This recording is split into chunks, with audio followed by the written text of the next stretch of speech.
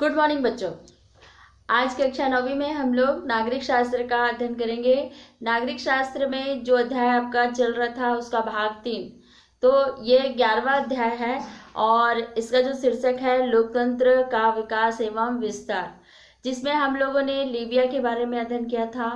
Libya कहाँ पर का राज्य है, वो उसकी स्थिति क्या थी, उसमें फिर लगातार किस प्रकार से परिवर्तन हुआ था, इसके बारे में हम लोगों ने इस भाग 1 और भाग 2 में अध्ययन किए थे। अब हम लोग म्यांमार के बारे में अध्ययन करेंगे कि म्यांमार कहाँ पर स्थित है, ये किस प्रकार का राज्य था, यहाँ पर किसका शासन था, यहाँ पर किस प्रकार से परिवर्तन आए थे, ये सारी चीज़ें हम लोग अब इस वाले क्लास में या भाग 3 में अध्ययन करेंगे। तो म्यांमार भी भारत की जैसे एक भारत में जिस प्रकार से उपनिवेशों का शासन था, मतलब अलग अलग देश के लोग अपने उपनिवेश को स्थापित किए थे, वैसे ही म्यांमार ब्रिटेन का उपनिवेश था। ब्रिटेन यहाँ पर भारत की तरह यहाँ पर म्यांमार भी ब्रिटेन का उपनिवेश था। यह सागौन की लकड़ी तथा टीन और जैसे खनिज कीमती पत्थर जैसे नीलम है, माणिक्य है और यहाँ पर जो चावल है इत्यादि का प्रमुख उत्पादक देश था। यहाँ पर जो चीज़ों का उत्पादन होता था मुख्य रूप से, जिस पर यहाँ पर माणिक मतलब बहुमूल्य रत्नें जो होती थी, रत्न में माणिक्य होता था, गोमेद होता था, ये जो पत्थर होते थे बहुमूल्य पत्थरों का उत्पादक क्षेत्र था और उसी के आधार पर यहाँ पर चावल का उत्पादन भी बहुत अधिक मात्रा में होता था। और उसी में जो सागौन लकड़ी होती है, सागौन लकड़ी का भी उत्पादक क्षेत्र म्यांमार था। यहाँ पर प्रमुख उपजाऊ था, ये उपज थी। भारत की आज़ादी के ठीक पाँच महीने के बाद म्यांमार को भी यहाँ पर क्या मिला, आज़ादी मिला। जब भारत देश 15 अगस्त 1947 में जब आज़ाद हुआ यहाँ पर, तो ठीक उसके 5 महीने के बाद भी म्यांमार को आज़ादी मिली थी।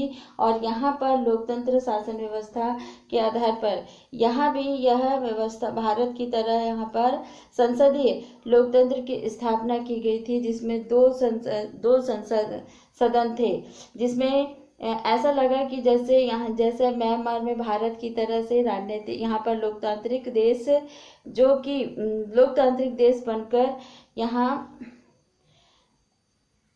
उभरेगा। किंतु म्यांमार के पास उस समय कोई भी मजबूत न तो राजनीतिक व्यवस्था थी, न राजनीतिक दल था, न कुशल नेतृत्व करने वाले थे और न ही वहाँ की जनता पूरी तरह से जागृत थी। तो जो म्यांमार को सही मार्ग में दिखा सके। तो जिस प्रकार यहाँ पर जब म्यांमार को आज़ादी मिली तो उसके सामने सबसे बड़ी समस्या ये थी कि यहाँ पर उसमें उसका जो मार्गदर्शन करने वाला में जिसमें न तो कोई राजनीतिक दल, मजबूत राजनीतिक दल था, न ही वहाँ पर कोई नेतृत्व करने वाला था। इसलिए वो वहाँ पर जो शासन व्यवस्था थी वो सैन्य शासन व्यवस्था थी। आगे हम लोग पढ़ेंगे कि यहाँ पर म्यांमार में लोकतंत्र की स्थापना तो की गई थी, वो किस प्रकार से की गई थी।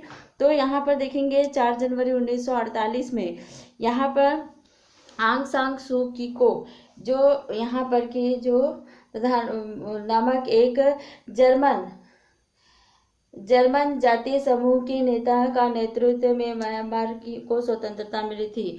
जो आंग सान सू की को जो थे, उन्हीं के नेतृत्व में म्यांमार को यहाँ पर स्वतंत्रता मिली थी, क्योंकि वो जो नेता थी वो लोकतंत्र का नेतृत्व करते थे और वो लोकतंत्र शासन व्यवस्था चलाना चाहते थे। अलग अलग जाति समूह के नेताओं में भी यहाँ पर आपसी बातचीत का समझौता हुआ, जिसमें इस समझौते के अनुसार उन्होंने यहाँ पर जाति समूहों के लिए अधिकार सुनिश्चित किया था और अल्पसंख्यकों को भी लोकतंत्र में शामिल किया गया था। जिस प्रकार से लोकतंत्र शासन व्यवस्था में सारे लोगों को समान अधिकार दिया गया था, उस प्रकार से वहाँ पर भी लोकतंत्री शासन व्यवस्था में विशेष जाति समूह को भी उनके अधिकारों को दिया गया था और उसके साथ साथ जो अल्पसंख्यक लोग थे उनको भी उनका अधिकार मिला था।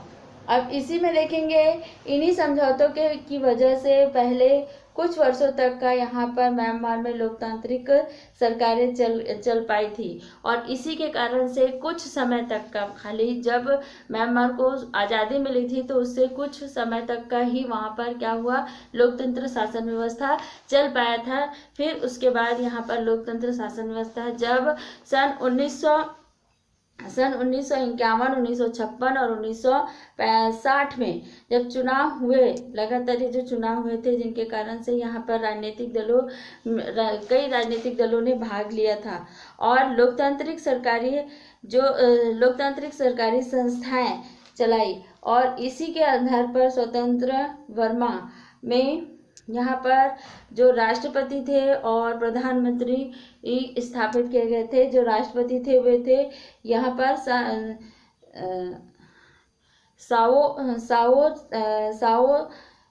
साओ टिंग, और यहाँ पर देखोगे इसमें यूनो, ये जो दो थे इन लोग राष्ट्रपति और प्रधानमंत्री वहाँ के म्यांमार के बने थे।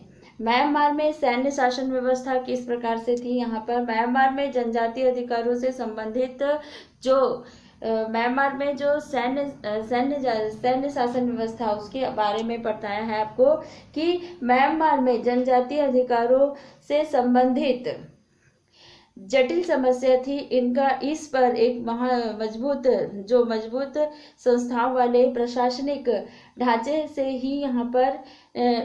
ही निकाल सकता था। और म्यांमार में ऐसे ढांचों की काफी कमी थी, जिसके कारण से कई जनजातीय क्षेत्रों पर कब्जा किए हुए थे। और इसी में देखेंगे म्यांमार में ऐसे ढांचों की काफी कमी थी, जिसमें सेना की कई जनजातीय क्षेत्रों पर यहाँ पर कब्जा किया हुआ था और वहाँ पर सैन्य शासन, मतलब वहाँ पर सैनिकों का शासन व्यवस्था था। इसके विरोध में कई जनजातीय ने हथियार उठाया, लेकिन सेना ने इसे दबा दिया। सेना ने इन लोगों को दबा दिया। कई ऐसे थे जो उन लोगों के खिलाफ विद्रोह कर दिया, किंतु सैन्य जो शक्ति थी उन लोग उसको दबा दिए थे, कई जनजाति समूह को।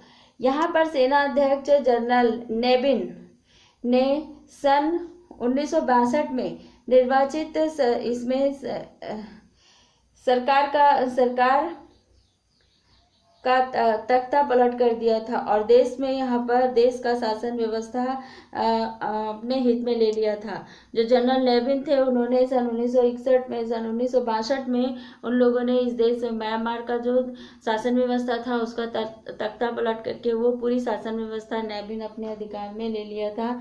और इसी के आधार पर देखेंगे किसानों की भूमि एवं संपत्ति के अधिकारों को सुरक्षित करने के लिए मतलब सुरक्षित किया गया था। और इन कानूनों में जो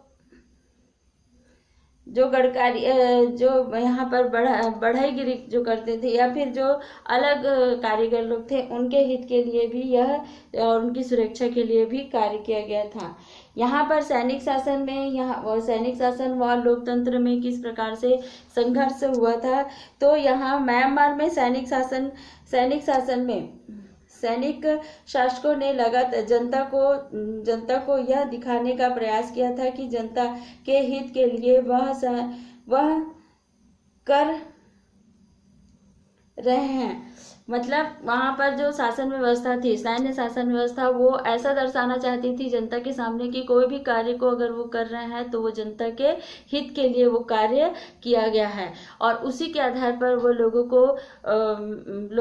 किसानों का शोषण करते थे, लोगों से कर वसूल करने का काम करते थे। और किसानों से कर वसूल करने की जो नीति होती थी वो बहुत कठोर होती थी, जिसमें अगर वो कोई कर नहीं दे पाता था तो उस समय वे जो किसान लोग होते थे उनको, अपने बच्चों को भी सैनिकों को क्या करना पड़ता था, बेचना पड़ता था और उसके बदले में वो कर्ज पटाते थे या फिर जीवन भर उसके खेतों में वो उनका बेगारी करते थे, उनका काम करते थे।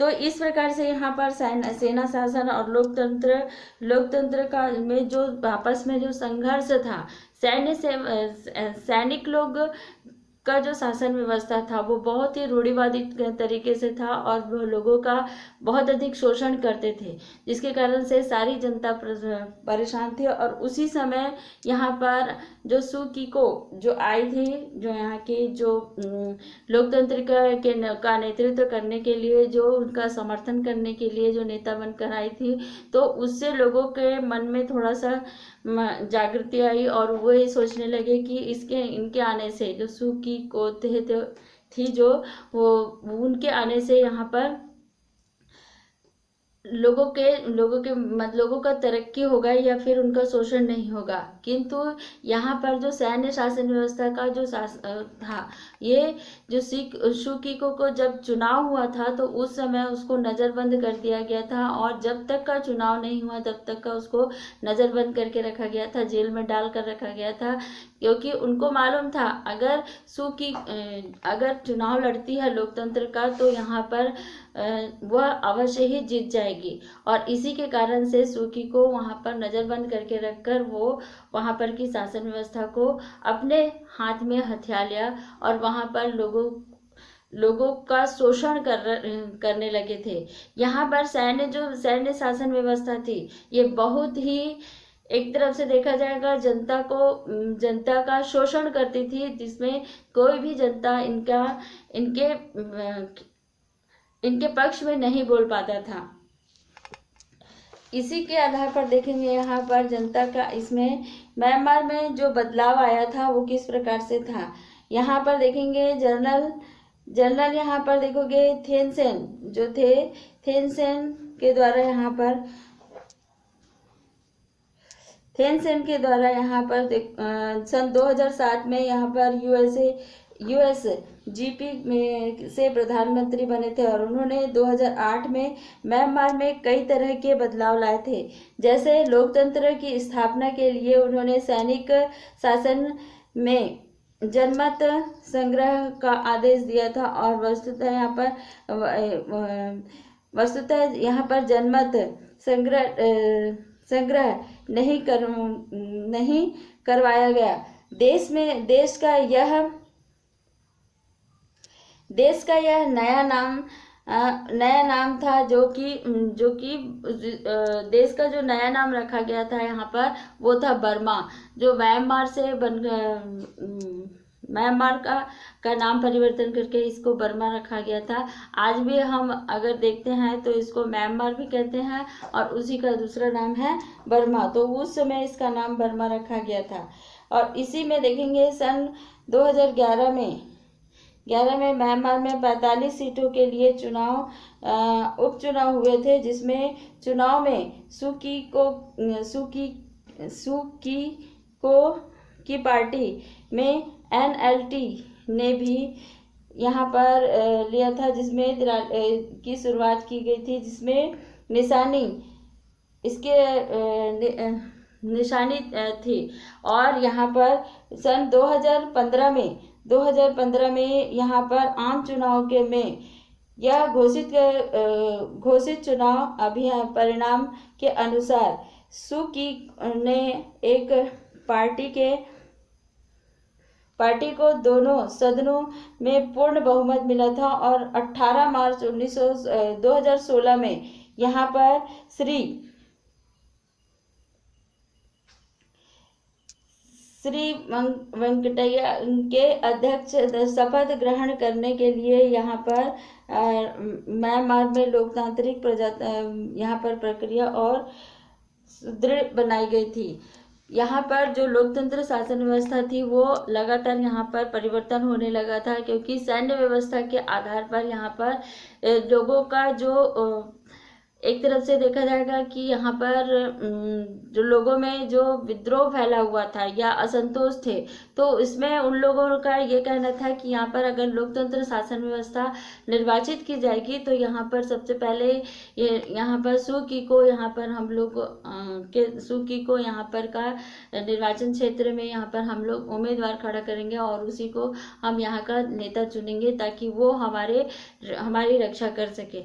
और उसी के आधार पर यहाँ पर सन 2015 तक का जो के लगभग जो चुनाव हुआ था उसमें जो पार्टी का नेतृत्व हुआ था, जिसमें सू की को वहाँ के प्रधानमंत्री बनी थी, जिसमें वहाँ पर लोकतंत्र शासन व्यवस्था की स्थापना की गई थी, जिसके कारण से जनता को वहाँ पर अपने विकास के लिए और अपने जो उनका जो शोषण हो रहा था उसका उस पर रोक करने के लिए यहाँ पर सू की को प्रधानमंत्री नियुक्त किया गया था।